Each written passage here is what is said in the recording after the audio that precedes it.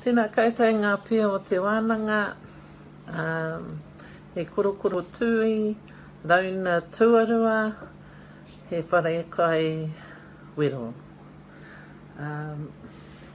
Ko te kai o te rangatira, ko te kōrero o ngā rangatira, ko te kai. My understanding of this is the food of our chiefs was kōrero, and nowadays the kōrero of the people is kai, and for this wero, kai it is. So now I have bread, I have buns, and I have stale bread. One of the things that happens in my house, and probably a lot of people's houses, is that nobody likes to take the crust or the last couple of bread in the packet. They like to open up a new one instead. So I don't like things to go to waste, especially bread.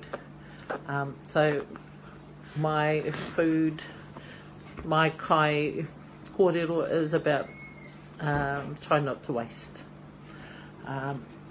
My whakatauki, ka pākeke te haere, kaua e hemo.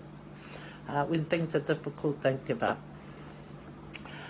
My waiata is papaki tuana.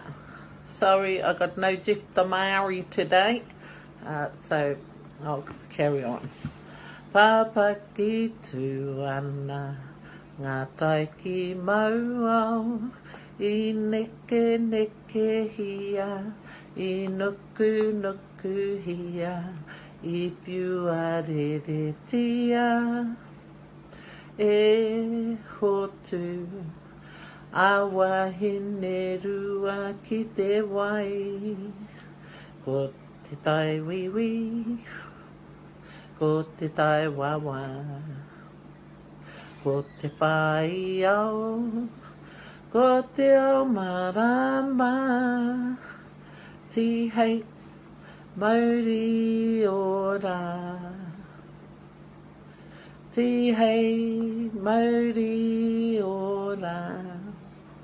Tēnā koutou, tēnā tātou katoa.